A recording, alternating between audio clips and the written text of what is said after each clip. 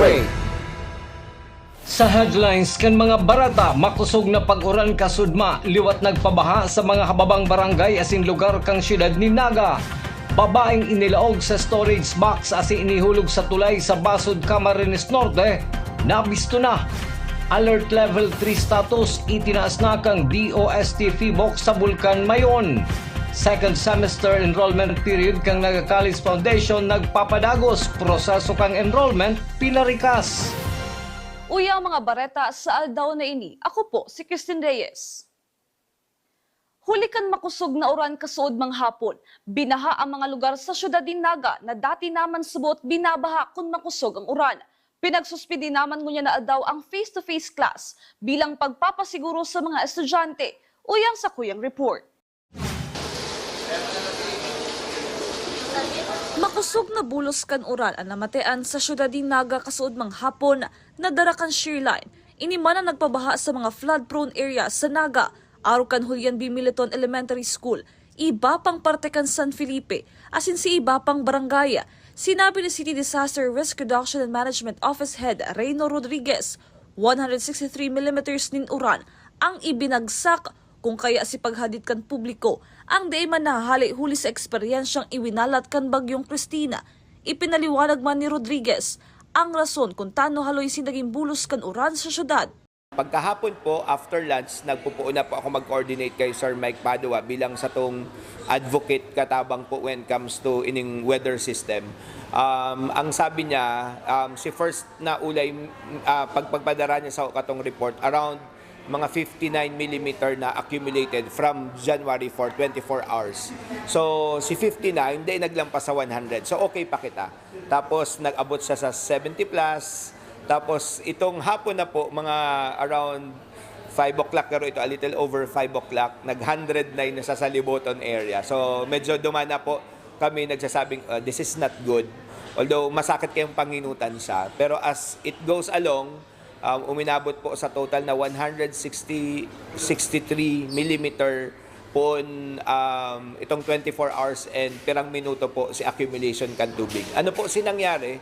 Per our experts, si shear line, natungod po sa to, taaram ta naman, na-imagine ta naman kung ano ang shear line. So, garo po sa halaba, kaya nga line, halaba po na clouds na pano ning rain bands.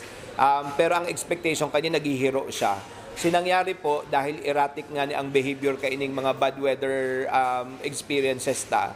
Ang nangyari po around 2 o'clock, 2:30, nag-stationary po siya. Nagdesisyon naman ang LGU Naga na i-shift sa online learning modality ang mga klase ngunya na aldaw para masiguro ang kaligtasan kan mga estudyante, lalo na si mga hali sa harayong barangay kan Naga. Kasubagong aga, dahil man nakamatiinin makusog na bulos kan uran ang syudad, alagad aasahan subuot na may padiit-diit na pag-uuran sa laog kang simanang ini. Pirmi lang subuot maging alerto, hulita pabago-bago ang dalagan kang panahon. Gusto ko taga magtaram na data po kayo pa mag-suspend tomorrow, definitely map or maano na siya. Pero ako din po, on hindsight, what if magparapadago siya? Kaya si re-recognize me po si takot kang lambang na genyo. May nangyari po kitang experience na dahil pwedeng sabihin dahil ito totoo, ito sinangyari. Araw po kaini, ang sinasabi kaya nga ni Duman sa DOST Pag-asa, garo 3 days araw kaini. Pero garo it's getting better, salamat po sa Diyos. So dahil po talaga aram. Pero ang sinasabi po, si shear line, sa kasi amihan niya on pa din. Pero towards the weekend, magiging better siya. Pero Tuesday pa lang po, dahil kita po aram kay Atsan, anytime pwede na naman siyang mag-change. Para sa JRN TV 48 Naga, Cristina Canzo Reyes, Newsbreak. Mientras tanto, siniguro man ni Mr. Reyno Rodriguez kan CDRRMO, negosindang pinagigibong lakdang para makatabang sa pagplano kung paano masusolusyonan ang pagbabaha sa syudad ni Naga. Ang mga binaha kasudma, iusubot si mga dating lugar sa syudad ni Naga na sinasanot ng tubig pag makusog ang bulos kan uran. Padagos po kitang nag-explore kanto mga dapat gibuhon. One, nagkauga na po ning assessment. So may mga initial ng pag-aadal na pwede maging basehan kang sa tong desisyon ni Ma'am Lenny, ni Mayor Lenny para po mas ma-improve ta po sa satuyang sitwasyon. Pandua, itong kung paano tagigibuhon itong tamang approach. One, sa pag-improve kang sa tong infra. Pandua, kung paano na ma-progress pa ang syudad. Kasi si urban planning po is very important para po kung itong end ugwa na kitang plano, duman na po masunod si gabos na matugdok or makaag ning negosyo or ning harong digdi sa tuyang syudad. Tangani pong ang purpose ken is bakong maging kasakitan sa mga maawot magnegosyo, mag-star or magpatugdok ning harong, kundi moving forward, ready po kita na kapag nag-uuran, binabaha kita, kumbaga ready po si community ta dahil kay po pong ako on catch basin po ang Naga. Pero again, bako yan excuse. Pero kay puhan ta para maging resilient kita, preparado kita scientifically, aram ta ng sigigibuhon ta na ma-minimize si negative effects sa to kapag may raot ning panahon, especially kapag baha. Sa paayang social media post, ipaniliwanag ni Vice Mayor Sinunguyan Acting Mayor Gabby Bordado ang rason kan pagsuspinde rin face-to-face class sa mga pampubliko asin pribadong eskwelahan sa syudad ni Naga. Sa Executive No. 1 Series of 2026, pinagbasehan subot ang 50 hanggang 100 mm na uran na pwedeng mamatean na naman ka syudad ni Naga. Kaipuan subot pasiguruhon ang seguridad kan mga estudyante asin residentes kan Naga, asin pagbawas din empleyadong naglaog sa trabaho para makabawas man sa traffic sa sentro kan Naga. Sa iba pang bareta, preparadong ribayan kan City Social Welfare and Development Office nin marhay na klase din bagas ang subot maitom asin may parong na bagas na naresibikan mga residentes kan Naga. Ini ang pasiguro ni Ma'am Annabel Vargas kan CSWDO. Alagad, hasta sa ngunyan, bayo pa man subot nagbabalik kaini sa Inda, halis sa mga barangay kan Naga. Si issue kan bagas na itinaod durante kan Paskuhan, uminabot subot sa 62,000 packs din bagas ang sa idang naipanao. Kabali na digdi ang second batch na daipasubot na riresibi hasta sa ngunyan. Susug ki Ma'am Annabel Vargas, kaipuhan maitao na ini ngunyan na simana. Actually, yung primero ming pig pack, nasa 50,000. So, nagdagdag kami nasa 12,000. So, 62. Actually, may mga barangay na dahil patapos. Pero nag-heads up na si Mayor na within this week, dapat matapos na. So, ngunyan yung mga team leaders duman sa Paskuhan na nag-house to house. So, mapuo na kami mag-retrieve kaya itong mga listahan. Sa iba pang issue, nakapagrehistro na ang 97 na business owners sa syudad din Naga asin nakakuha na ng mayor's permit para sa idang negosyo sa Business One-Stop Shop sa Enot na Aldaw kaini. Inaasahan na dakol pa ang mapasiring sa People's Hall sa may City Hall tanganing i-renew asin magkuha kan silang business permit. Ang Business One-Stop Shop ang abot sa January 31 sa nangunyan na taon. Sa samuyang pagbabalik, Naga City Mayor Lenny Robredo dai nakikiaram sa pag-renew kan mga kontrata kan mga empleyado sa lokal na gobyerno kan Naga. Yan asin iba pang nangingenot na mga bareta. Digdi lang yan sa Janan TV 48 Naga News Break. The digital age is here. They warn us of a cold, efficient world where the human touch is lost to automation, but we refuse to accept that choice. At Naga College Foundation, we believe the best future is one led by heart. We equip you with the skills you need to thrive. From our dynamic programs in finance and business, to the hands-on fields of IT and engineering, through our vital health sciences, our justice programs in criminology, and the crucial roles of education in the arts, we cover the entire spectrum of tomorrow's workforce. Here, you don't just become future ready, you become a worker with empathy, a leader who understands that technology must serve humanity. Choose the college that prepares you not just for the job, but for the world. The future is here at NCF. Enroll at Naga College Foundation. Let us build a brighter, kinder tomorrow.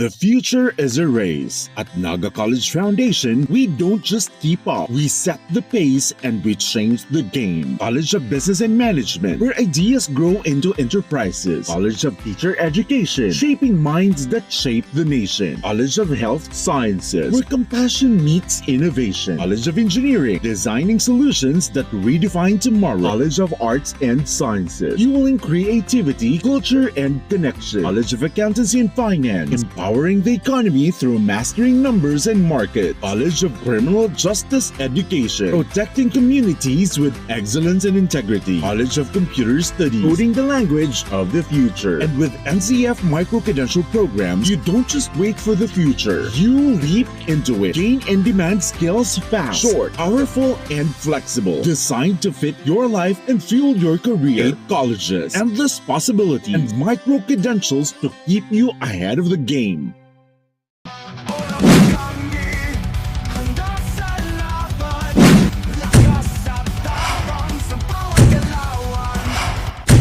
Ano, morag ka?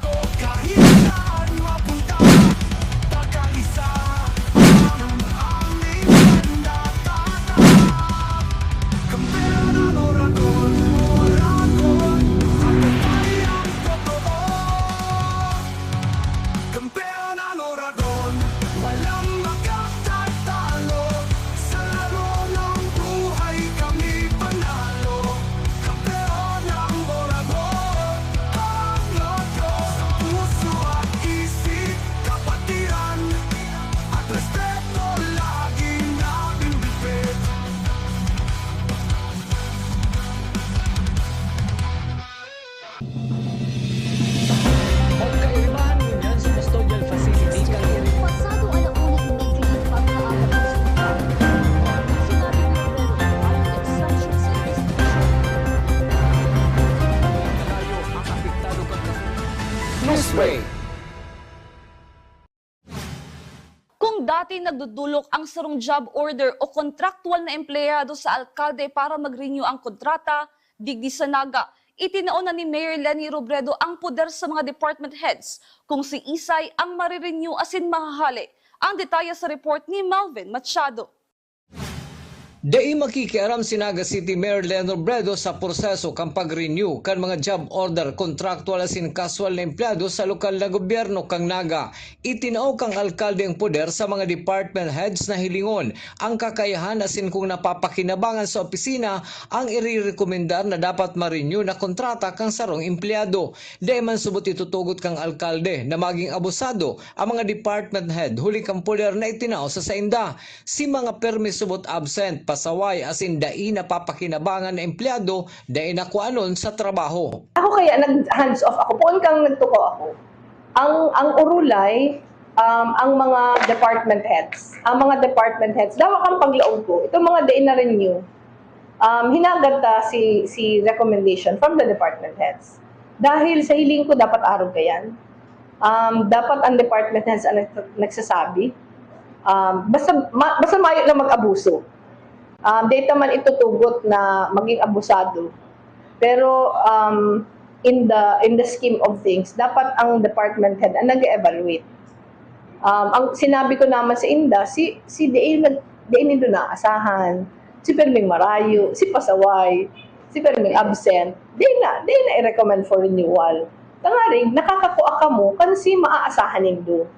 In kaso may pangangaiponing kadagdagan na empleyado ang sarong departamento kang lokal na gobyerno kang Naga, kaipuan subot niya mag-request sa Human Resource and Management Office asin bako sa alkalde, asin kaipuhan ning idepensa kung taano ta kaipuhan ning dagdag na personahe kang sarong opisina. Tapos pwede siyang mag-request kung may kaipuhan siyang dagdag na tao, pero igwang process na aagihan. Bako itong si Mayor lang ang ma-decide. Sa hiling ko iyo kaya nakakagulo sa HR degree pag mayor lang ang ma-decide. So, kunya, di ako nag-decide. Ang gigibuon, halimbawa, ako nga yan, department head, kaipuhan ko ng tao, instead na ki-mayor ako mahagad, may requisition form na ipa-file sa HR, tapos kaipuhan niyang i-justify sa HR kung taano kaipuhan niya ng dagdag na tao. Mientras tanto, pero kang pag-ibaluar ka mga department heads pinagahapot man ang mga pag-iriba sa loob kang sarong opisina kung marahay man ini makiiba bilang sarong empleyado. Para sa GNN TV48 Naga, Melvin Machado, Newsbreak. Mientras tanto, kinumpirmar ni Ansel Manyo kan Human Resource and Management Office kan lokal na gobyerno kanaga na mayorya sa mga job order, kontraktual asin casual na empleyado ang narenew ang kontrata ngunya na taong 2026. Alagad, igwas subot 5 empleyado ang dain na pinagrekomendar na makapagtrabaho pa sa City Hall. Actually, ang naging proseso ngunya na taon, even ka nakaaging taon, igong appraisal sheet na ginigibang mga department head. Bako lang po department head, pati mga pag-iriba ninda. So, dua po yun na appraisal. Piga-appraise ka mga peer niya, at the same time, piga-appraise ka department head. Tapos, susumada po yan, igo ang garo baseline na sinusunod. Pag below that, most likely, di ka marirenew. Igo po kita ngunyan, sa ngunyan, igo kami lista mga 5. Di po ni si nagbaragsak sa mga assessment kasi ng department heads. Iyo po ini. Pero alos kabos pa po na rin yun, except ining 5 igo ang na-identified na iba-ibang opisina na may mga record na dati na tinanong opportunity din nagbago kaya Mayo sila maririn yung this 2026.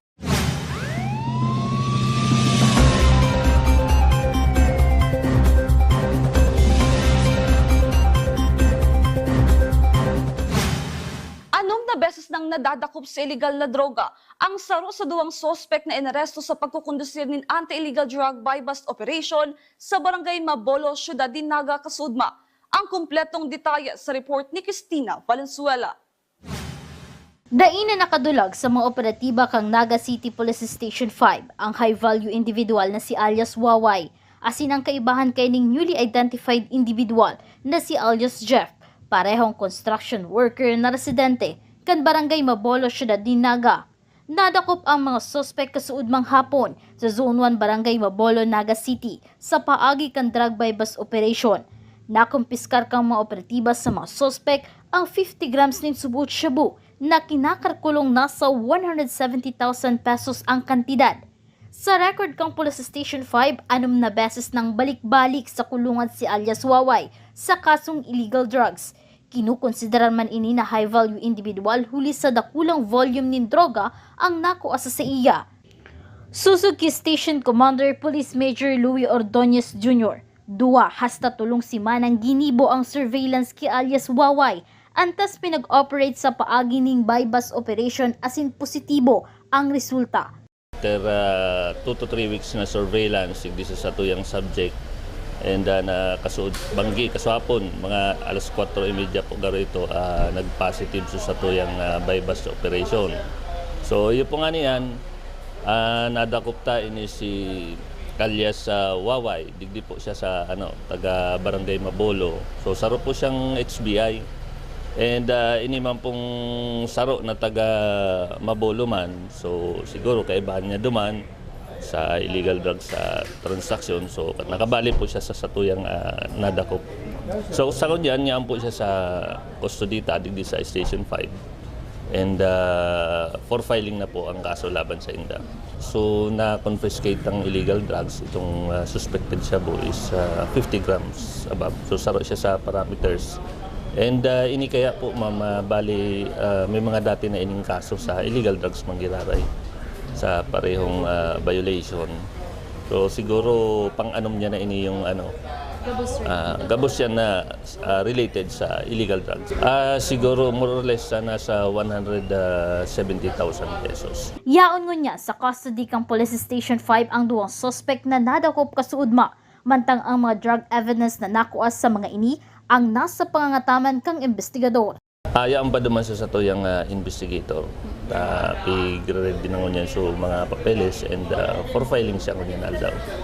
Para sa GNN TV48 Naga, Cristina Valenzuela, Newsbreak. Mientras tanto, sa pagribay kan taon, mas papakusugo ni Police Major Louis Ordonez Jr., Station Commander kan Police Station 5, ang pakikipag-ulay sa mga barangay officials na sakop kan sa iyang istasyon para makakuha ng impormasyon sa mga personang imbwelto sa illegal na droga sa saindang barangay. Inako ni Police Major Ordonez na maski sunod-sunod ang saidang nadadako, daiman giraray subot na uubos ang mga drug personalities sa mga barangay na iyong pinagmumonitor kan Police Station number 5. Tugla pa po, pero ang inikit talaga sa challenging talaga dyan sa area ko ining illegal drugs. So yan ang pinupukusan mo niyan. Kaya nga ni ining pagpuon kang January, ning first month of the year, talagang yun ang pinatutukan ko sa kuyang mga operatiba. Continuous man ang sa tuyang coordination, nakakaulay ko man ang mga barangay officials. And iyo po nga ni ang sarap man sinda sa nakakatabang na nagtataon ng information kung sa itong mga personalities dyan na involved sa illegal drugs. So kaya nagkakakuha kita ng case build-up. Sa iba pang police report, pinangaralan na kang Camarines Norte Police Provincial Office ang bangkay kan babaeng inilaog sa storage box asin pinaghulog sa Pinagwarasan Bridge, Purok 1, Barangay Pinagwarasan, Basod, Camarines Norte, kan nakalihis na Enero 2, pasado alas 4 nin amay na pagkaaga. Sa social media post kan Camarines Norte Police Provincial Office, binisto ang babae na si Annelies Agocoy Abamonga, 38 years old, daraga asin residente kan Barangay Bura, Katarman, Camiguin. Sa ngunyan, yaon sa probinsya kan Laguna si Police Captain Mark Armea, Chief of Police kan Basod Municipal Police Station para hanapon ang sospek sa pagkagadan ka na sabing biktima. Padagos sa mga bareta, duwang tindahan sa Zone 2 Barangay Santa Rosa, Boonot, Calabanga, Camarines Sur ang nasulo kasubagong aga. Suso kay Calabanga Municipal Fire Marshal Senior Fire Officer 4, Ronald Tumbado, posibleng ang linya kan kuryente pasiring sa vending machine na nababasa huli kan pag-uuran ang pinagikanan kan kalayo. Pinasalamatan man kan BFP Calabanga ang mga residentes na nagkundusin bucket relay. Padagos pa ang gidigibong investigasyon kan BFP Calabanga sa nasabing kasulo. Kasulo duman sa Santa Rosa, Boonot, Zone 2. Ini po, siguro sa tuyang investigador, naman po nagpuon ini sa tindahan ni Miss Jessa Billete. And ang ano daw po naman initial, garo iwa duman sa rong bindo machine na natuturuan ang sa iyang tamaoran po bagangon yan sa kuryente. Siguro naman nagpuon, nag-spark, and then mayo po sinda kan bangging ito dahil may dinumanahan. Kaya siguro naman nagpuunan sa tuyang investigasyon na nasindan sa kalayo. Padagos sa mga bareta, itinaas na sa Alert Level 3 status. Halis sa Alert Level 2 status ang Bulkan Mayon duman sa probinsya kan Albay. Huli kan mga aktibidad kaini na pwedeng magkaigwa ng effusive magmatic eruption. Halangkaw man subot ang tsansa na magkaigwa ng lava flow asin peligrosong pyroclastic density current. Pinagrekomendar naman ang pagpapaebakwar sa mga naka-star na yaon sa loob kan 6 km permanent danger zone. Sa iba pang bareta, second semester enrollment period kan Naga College Foundation nagpapadagos. Proseso kan pag-enroll pinarikas. Ang detalye sa report ni campus correspondent Kenneth Del Mundo. Good news para sa mga estudyante na maawot magpadagos asin mag-enrola para sa second semester kan academic year 2025 to 2026 nin hulitaan Naga College Foundation padagos asin dagos-dagos pa ang pag-ako nin mga enrollees asin ang proseso mas pinadali. Siguradong hassle-free nin hulita mas pinalipot asin dikit sa ng requirements ang kinakaipuhan. Plus kung ika-qualified sa mga scholarships programs din na pagsayangon ang pagkakataon na maka-avail ka ini hulitaan NCF igwang more than 20 school-based scholarships asin discounts sa tigo-offer. Saro na digdi ang Student Assistance Scholarship Program na extended ang application hasta January 9. Ang pagkakataon na maka-enroll anda isinayang kan estudyanteng sina John Emmanuel asin Patricia J. na amay nagbasiring sa Naga College Foundation. Nagpunta po kami dito mga around 8:30 po. Tapos since po kami mga returning student, yung una po namin pinunta yung sa MTB po para kumuha po nitong form na po. Tapos sabi daw po nila, pumunta daw po kami dito sa ST101 po, yung first step po, which is ito na po yun. So ngayon po, since baralikan na po ng mga student, medyo marami pong student ang pumunta at mas mas humaba po yung pila, mas pahaba po na pahaba.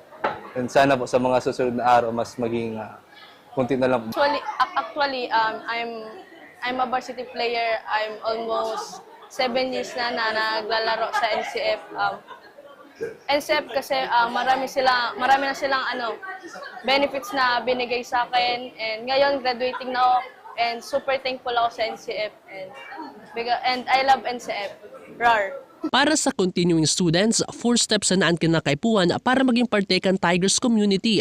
Step 1, kinakaipuan na magpasiring sa ST101 para sa validation as in update kan student and profile. Step 2, magdiretso sa Dean's Office kan sa inyong department para sa subject registration. As in para sa Step 3, magdiretso sa MTV lobby para sa payment. Step 4, dumanan ang TRC office na yaon sa second floor admin building. Ini para sa ID credentialing as in para sa ID replacement issuance, magpasiring sa student pavilion. Para sa mga new as in transfer students, 4 steps pareho sa continuing students ang proseso. Alagad sa step 1, kinakaipuan na magduman sa student pavilion para sa admission. Kan nakaaging taon, December 15, 2025, nagpuna ang enrollment period as in nagpadagos kan sa udman Lunes, January 5, 2026. I-secure na ang slot as hindi sayangon ang chance hulit ang start of classes, mapuna sa January 8, 2026. Gustong ma-experience ang quality education alagad affordable tuition fees, dahil na magtuwa-duwa asin madyana, apo doon na alukon asin guyudon ang kaklase barkada, asin sarabay na mag-enroll sa Naga College Foundation. Be a Tiger, be a champion!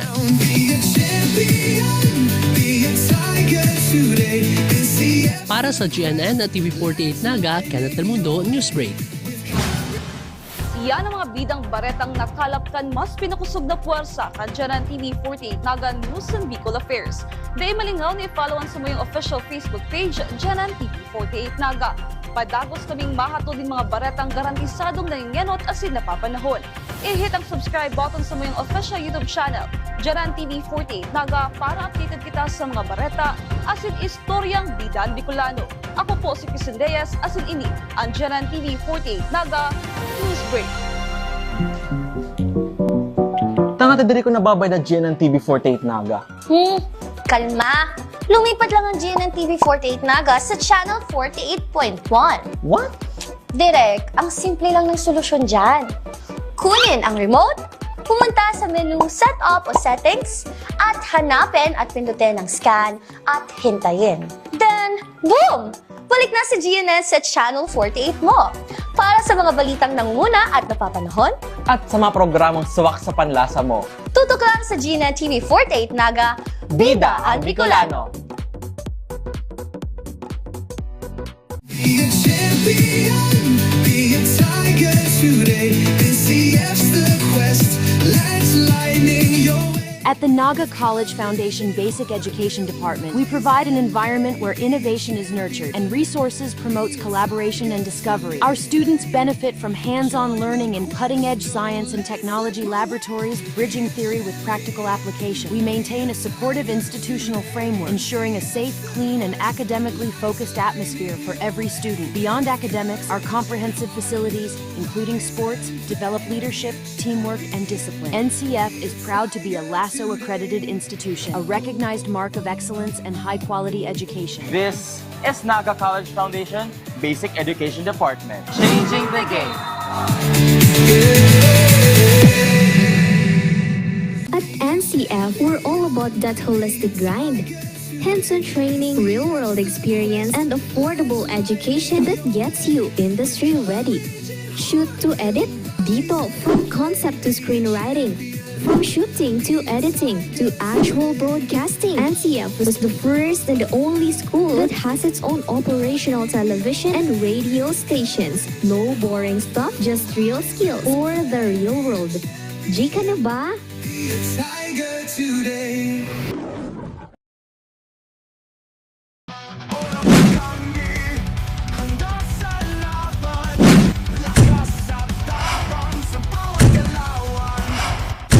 Ano, horag ka?